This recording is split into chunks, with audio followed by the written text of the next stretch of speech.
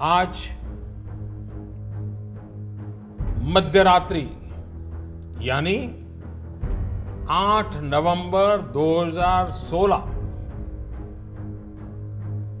की रात्रि को 12 बजे से वर्तमान में जारी 500 रुपए और 1000 रुपए के करेंसी नोट लीगल टेंडर नहीं रहेंगे।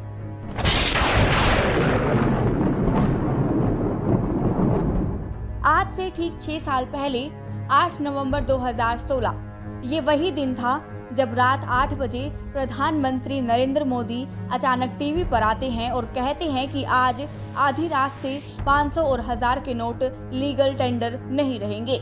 पीएम मोदी के इस ऐलान से पूरा देश हिल गया था। जहां लोगों की रातों की नींद उड़ गई थी, वहीं अगले ही दिन देश के लाखों करोड़ों लोग बैंकों के सामने लाइनों में खड़े नजर आए। उस वक्त लोगों में ऐसी अफरा तफरी थी कि पैसों के चक्कर में लाइनों में खड़ी कई जिंदगियों ने दम तोड़ दिया। कई दिनों तक अपने ही पैसों के लिए लोगों को धक्के खाने पड़े, लेकिन फिर भी देश ने मोदी का साथ दिया, क्योंकि मोदी ने कहा था कि लड़ाई काला धन, आतंकवाद और नकली नोटों के खिलाफ है। लेकिन अफसोस, नोटबंदी हुए 6 साल गुजर गए, ना काला धन मिला, ना आतंकवाद थमा। और नकली नोटों की बात करें तो आपको हैरानी होगी कि आज ही नोटबंदी को 6 साल हुए हैं और आज ही के दिन हरियाणा के अंबाला में 21 लाख रुपए के नकली नोट पकड़े गए हैं और साथ ही नोट छापने वाली डाई मशीन भी बरामद हुई है।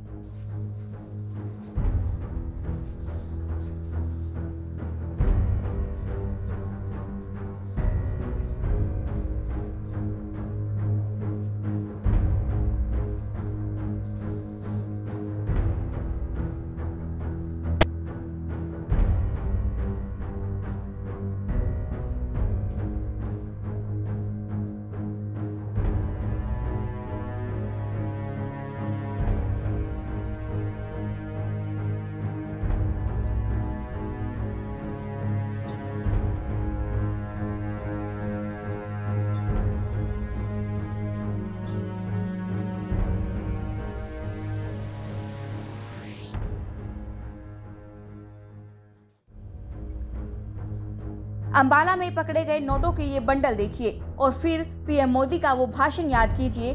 कथनी और करनी में क्या फर्क होता है, बखूबी समझ आ जाएगा। दरअसल नोटबंदी की 6ठी बरसी पर अंबाला की सीआईए टीम ने एक ऐसे गिरोह का फांडाफोड़ किया है जो नकली नोट छापता था और लोगों को 5 गुना पैसा करने की लालच देकर हजारों लाखों की ठगी किया करता था। गुप्त सूचना के आधार पर पुलिस ने अंबाला के दोसड़का इलाके से 4 आरोपियों को धर दबोचा है और इनके कब्जे से एक स्कॉर्पियो गाड़ी, 21,10,000 के नकली नोट और नोट छापने वाली डाई मशीन भी बरामद की है। ये गिरोह पिछले 2-3 हफ्तों से किराए के मकान में नकली नोट छापता था और इनका धंधा अंबाला ही नहीं कई अन्य राज्यों में भी इसी तरह फल फूल रहा था।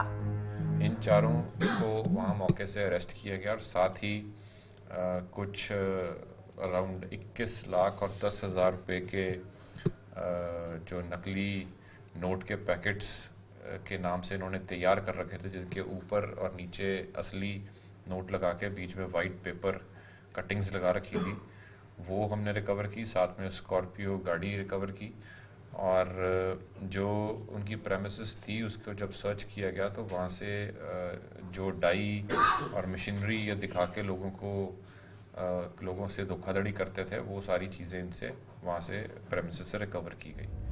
नोटबंदी का फैसला कितना ऐतिहासिक था, इसका अंदाजा इस बात से लगा लीजिए कि भाजपा का कोई भी नेता तो छोड़िए, खुद पीएम मोदी भी इसका जिक्र तक नहीं करते।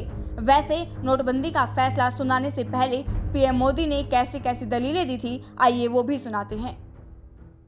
इस देश ने यह वर्षों से महसूस किया है कि भ्रष्टाचार, कालाधन, जाली नोट और आतंकवाद ऐसे नासूर हैं जो देश को विकास की दौड़ में पीछे धकेलती है, देश को, समाज को अंदर ही अंदर खोखला कर देती है।